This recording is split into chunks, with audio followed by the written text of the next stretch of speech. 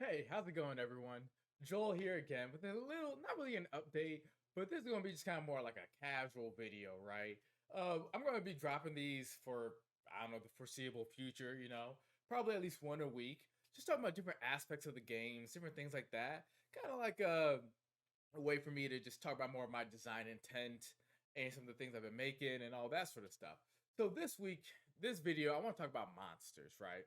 Because if you read the playtest, you realize that there's not really any monsters. There's a little bit of talk about them, standard monsters, legendary monsters, that sort of stuff. But there's not really anything too specific by way of stat blocks or anything, right? And with that, it might be a little hard to, play the game. But with that being said, I wanted to give you all just a couple tools to kind of make your own monsters, right? If you have played Pathfinder, D&D, or any other sort of tabletop game, you have extensive experience with those, you probably already know how to homebrew monsters and kind of learn how to use systems and make monsters appropriate for that system. But just in case you aren't one of those people, I'm going to give you guys a couple tools to basically do that. So, like I said, this is pretty casual. So, this is all gonna be just one take and just whatever happens, happens. All right. So, generally speaking, monsters in this game, my idea right now, right, for some of the notes I've been writing down, is that they'll be pretty much equal to players in the sense of like the challenge rating of a level one monster is like equal to like a level one character in some, aspect, meaning that they're meant to challenge them like one to one. Right now, my idea is that legendary monsters, a level one legendary monster, will be like equal to a party of level one players. So one standard monster equals one level one player, and then one legendary monster equals like a party of like four level one players, right? That's the idea I got going on in my head right now. So they'll go all the way up to level 10, like players, and maybe even beyond that, just if you want to have those like super epic, end game fights and whatnot, right? But so that's kind of like the high level thing, right? In case you're curious, that's kind of what my plan is at the moment, right?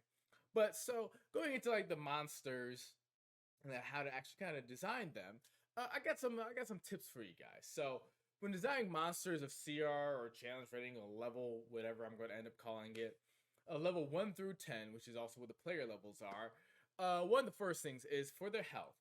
Give standard monsters 15 HP per level and legendary monsters 30 HP per level. I kind of pulled these numbers out my butt, I'm not going to lie.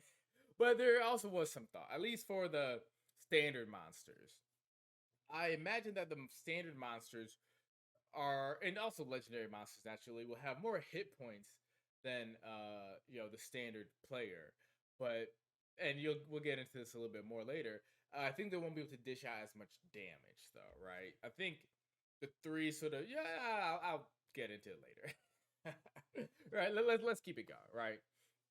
For their hit class, the number that you have to meet or beat in order to pause. The hit class, whatever that you have to, meet it or beat it. I guess. Yeah, let's own it. The hit class you got to meet it and beat it. Is going to be 10 plus the monster's level. So if it's a level 1 monster, it's a 11 armor class. If it's a level 15 monster, it'll be level 15 armor class. Yeah, I think I said that right. This is off the cuff, guys. There's probably going to be some cuts here and there. But after that, as far as like their proficiencies, you can give them proficiency in one of the three saving throws, whatever feels good for the monster, right? You don't really have to worry about skills as much as this is kind of just more so that your players have monsters to fight against. Up next, give them at least one vulnerability and resistance to one type of damage, meaning that maybe their fire creature is vulnerable to water damage, but they are resistant to fire or even immune, right? This is one that I would say like this is 100% going to be a part of the monsters going forward. It's kind of like classic like RPG, classic, what take your pick of any of them, Final Fantasy or Pokemon or whatever, right? Type advantages and disadvantages is so fun. It's interactive. It gives you another thing to interact with. Kind of an easy way to just make monsters just kind of add another level of detail to them. You know what I mean? But yeah, so everyone, when I go through and actually design individual monsters, will actually have at least one resistance and at least one vulnerability. and then they may be defenseless against another one or immune to other damage types or whatever. But all of them will have at least one of those, right? So for every monster, give them like 2 to 3 arts that are thematic to them. And for those arts, generally we'll say like single target arts will use a D8 die, and AoE arts will use a D4 die for the monsters, right? Across the board. You might feel like, oh well, what about like higher level monsters? Shouldn't they do more damage? Well, higher level monsters, well, I'm kind of getting ahead of myself, but they'll be able to empower their arts, right? So we're making the monsters kind of symmetrical at first. See how that works. So just like how player characters can empower their arts to do more damage and that sort of stuff, the higher the level, the higher the ceiling of their damage because they can empower these arts and do more damage, add more effects, all that. So that's an inherently built-in increase in damage for the monsters and players alike. You can calculate the monster's attack rolls and damage rolls using the same methods as a player character. So for a player character, you roll your d20, um, add the all the bonuses and whatnot, right? Which we'll get into a little bit more. But you're gonna add your to hit bonus. When you roll the damage, you're gonna add your damage bonus as well. I believe when you empower an art, you can also add your proficiency bonus to it currently. Guys, the rules are always changing, so I'm trying to like remember like what's actually in the play test and all that. But yeah, so all that will go work exactly the same for the monsters, right? As far as calculating all that sort of stuff. Monsters are automatically proficient in whatever arts they use, so you don't have to wonder like, do I add the proficiency bonus to this attack? They're never going to have an attack that they aren't proficient with, right? Um, let's see here. So yeah, you'll always add the proficiency bonus to the roll. Man, I hope this comes out all right on the other end, right? Because this is this is very off the cuff. I won't say off the cuff, because I did make this whole list and everything, right? But yeah, I imagine to divert again. I imagine about once a month I'm gonna have hopefully a much more kind of I guess scripted, more well articulated video. But I think week to week I like these because these are kind of quicker. I can just kind of get you guys some information about the game and aspect of the game that I like, kind of ramble about it and then cut it down, right? But yeah. As far as movement, the average movement speed I'm working with right now in the game is 50 feet. That could change, right? It's one of those things that as I play the game myself with people and play test it out, I'm gonna start tweaking things like movement speed, damage, and all that sort of stuff, right? A lot of these things, I feel are a lot more. Uh, you can judge them a lot better in terms of if it's too much, too little. Once you start having like actual fights with the monsters and how powerful the monsters, right? So I didn't really worry too much about the damage and the movement speed. I kind of just chose the movement speed and try to think of the distance of arts and things with that movement speed in mind. Um, all that sort of stuff. Same with like damage. I was like, we'll use these dice, and chances are they're gonna be kind of wonky in terms of damage output. But once I start actually, running encounters, start tweaking those in, I imagine that in the next month or two, like as I start playing, testing this with people in my own sort of game, I'll be able to rein that sort of stuff in. That's a freebie. That's nothing to do with monsters, right? But yeah, yeah. About 50 feet is the average movement. You can give them whatever type of movement speed or type you want, right? So they can have, just walking, flying, swimming, right, climbing, all that, just whatever feels right for the creature. And also, yeah, like I said before, monsters can empower their arts to the same degree as a character of the same level. So if it's a level 5 monster, you have a level 5 character, they could both empower arts up to the 5th level, to the 5th degree. Yeah, that's kind of that's the nice thing about the system. All creatures, all players inherently get stronger. There's no way for your character to not get stronger, right? Offensively, defensively, all that, right? So that's one of those things I like about the game that naturally balances it. Even like the I kind of like I've started designing a lot of classes, right? But so one there's gonna be some sort of healer, support, clericy type of class, right? Even they'll be able to do damage and their damage will scale up. So you want it to feel like, oh, I only got like one spell or something that could or one attack and the rest are garbage, you're gonna have some options, there. But again, not related to monsters, but I don't know. I really geek out on this stuff, so I love seeing all the full circly sort of stuff and like how the design of the player characters can also kind of help with the design of the monsters and all that sort of stuff. That's the benefit of like that sort of symmetrical design, which is what I'm working with for now. It may change, but for now, that's what we got. All right. So that's like kind of like the rules for like the monsters for CR 1 through 10. And when I say rules, I really just mean like the guidelines for this video, right? So as you make monsters, you can just say, all right, let's kind of follow this and see kind of where it takes us to try to challenge our players. So that if you're someone who doesn't really have that much experience making monsters, but maybe you play D&D or Pathfinder, or maybe this is your very first one, in which I'm very honored. It's probably gonna be a lot more confusing because a lot of this playtest kind of assumes some level of knowledge of the tabletop genre of games. I did try to still word it though to hopefully, you can piece it together even if you don't play the tabletop games. But for the most part, it kind of assumes you played at least one. That being said, if you have favorite monsters in like D&D or Pathfinder or I don't know, probably Monster of the Week. Yeah, I think they have like official monsters that you can use. And other stuff, or even just movies. I imagine that you could take these sort of general guidelines from this and then pick a monster like Alien from Alien versus Predator or the Predator, right?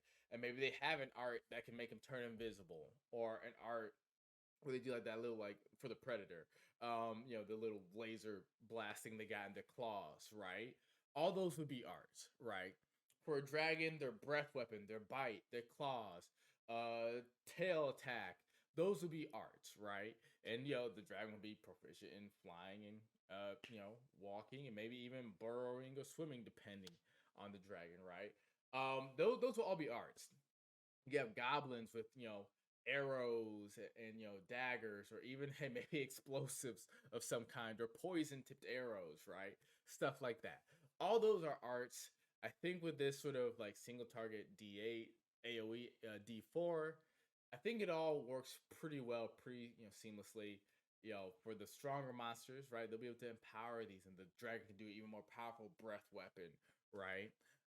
Yeah, I love this stuff so much. But that's not the end of the video. There's another part of it, right? And this is going to be for monsters that are kind of below challenge rating 1, level 1, right?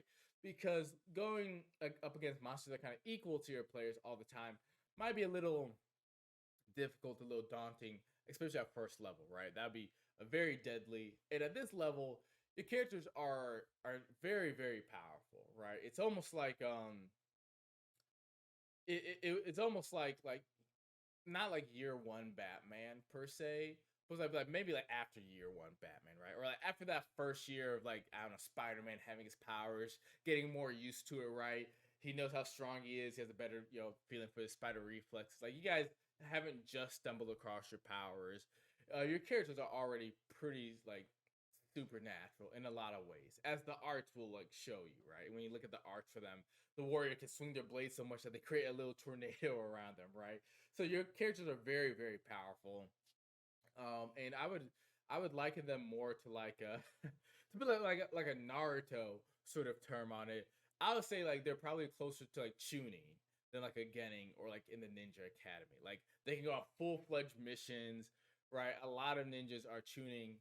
Exceptional ones are Jonin, and then at higher levels they're like Hokage and then like Madara Uchiha Hashirama levels, right? Like they kind of take it to the stratosphere, right?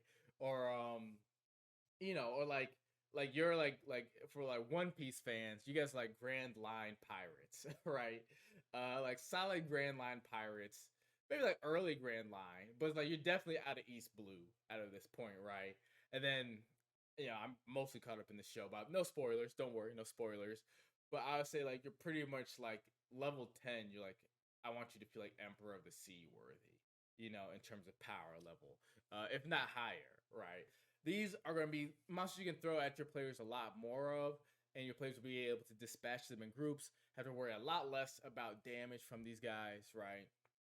So, CR 1/4 monsters will have about 5 HP, and CR 1/2 monsters will have about 10 HP, right? Um, a lot of characters at level 1 will be able to one shot probably both of these types of monsters potentially. The 10 HP ones might be a little harder for depending on the class, right? If there's a support class, which isn't really in the playtest document right now. We mostly have the most offensive minded classes for the most part, I would say, in a lot of ways, as far as like kind of just strict damage. But yeah, maybe something like the cleric would have a harder time taking out the CR half monsters in a single attack. But the CR quarter monsters, you have to roll pretty low on damage to not be able to take them out. And as your character's damage increases naturally at 5th level by another die, the 10th level at another die, you're always going to knock out these guys.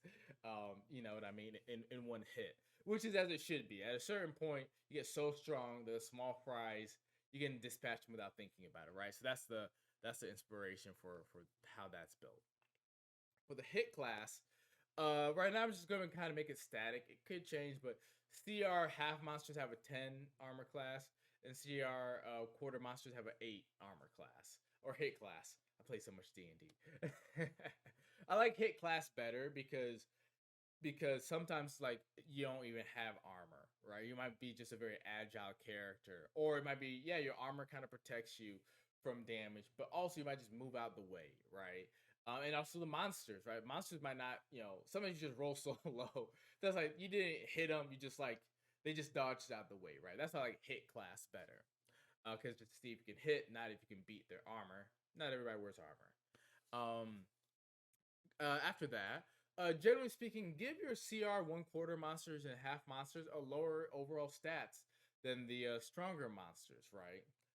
You could maybe, I'm making this up. I didn't even write this down. But like a level 1 monster might have the same sort of standard array as the level 1 character, potentially, right? And then maybe even use the whole level up progression if you really wanted to make a really cool kind of custom monster, the sort of general level up progression that characters have of what they get at each level. You could even do that for monsters potentially. Maybe mine's like the subclass and class.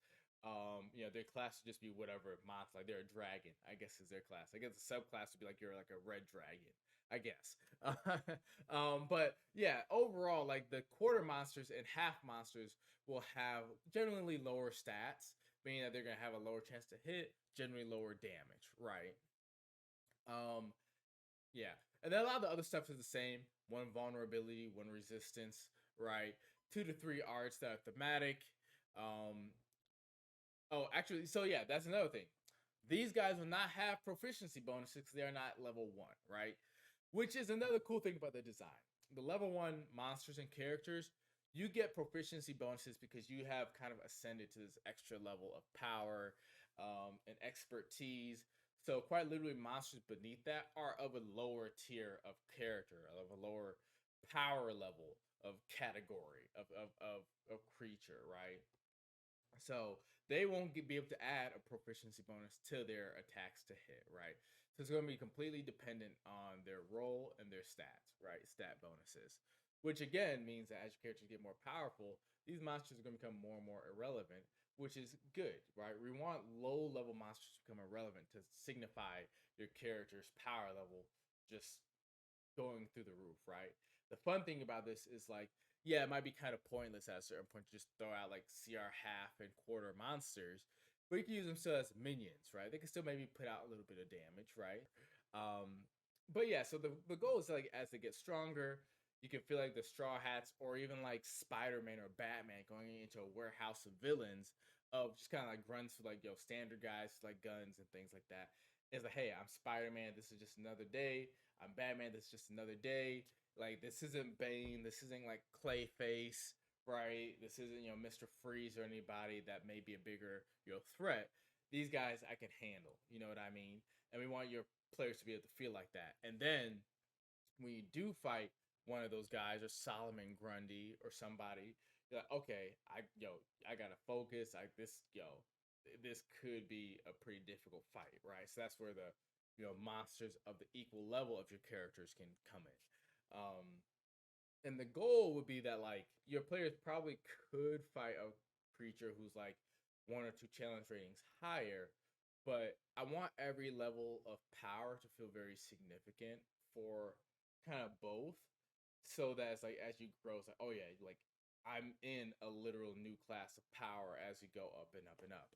Um, since they are not at least level 1, they can't empower arts either, right?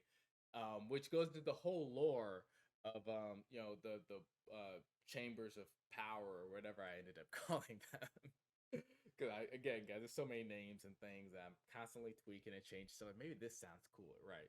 But whatever you call them, kind of in the lore of them, they say everybody has this energy in them, literally just like from a little baby to the strongest warrior. Everyone technically has this energy within them, but the more powerful essentially your life force is, the more of it you have, and at a certain point you can harness it a lot more intentionally, which is what level 1 characters and beyond are. That's the class of people who can harness this energy, and including monsters, right? So I wouldn't say like, so like any like animals like lions, bears, and stuff like that.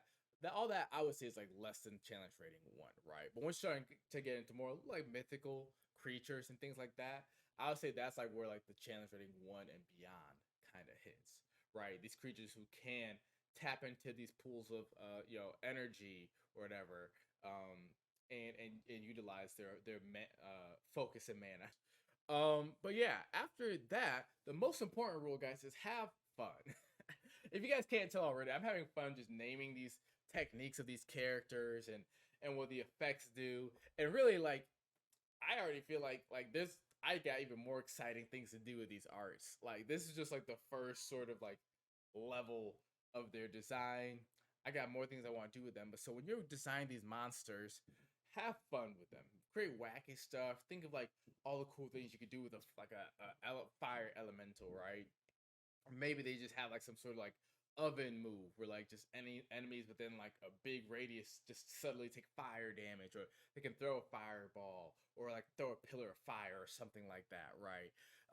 Yeah, have fun with it. Maybe like there's a spiked dragon that can like do like a rollover sort of move and roll over onto like foes doing piercing damage. Like there's so much cool stuff, or weird like aliens that can like, I don't know, hack into your mind and do all sorts of weird things. I don't know. Have fun with it, guys. That's the number one thing. Think of a really cool ability first, and then put the rules to it, right? But yeah. Have fun is the number one thing. That's pretty much the end of this sort of quick like monster design guideline sort of video. This is mostly just to be a tool so that your players can actually fight monsters, so that you have to work not as hard to like to think like, does this monster actually work? Is this kind of like, is this how monsters are supposed to work in this game? Trying to maybe bring monsters from your favorite tabletop game to work with the characters in this game. So hopefully this will make it a little easier to bridge that gap. I think you really could find monsters from other tabletop games and like take their abilities and things and like just kind of mold it over into like actions, right?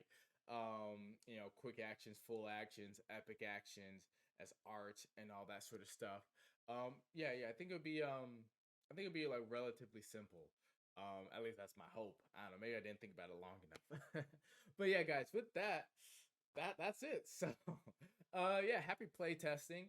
I would love to see all you guys' comments on this video, what sort of wacky monsters you make, any sort of cool arts, and hey, maybe they'll make a way into my book, So hey, don't comment if you don't want me to use the idea. I'll say that you don't want me to borrow it. No, but yeah, guys, thank you so much for just checking this game out, interacting with these videos. It means so much to me. I'm really passionate about this game. I'm just always like, I always want to work on it, and I can't always work on it, but I love working on it. So I always try to find the time. And yeah, just doing this stuff, it brings me so much joy. So thank you for supporting, guys. It means the world to me. And yeah, I'll see you guys at the workshop. Take care.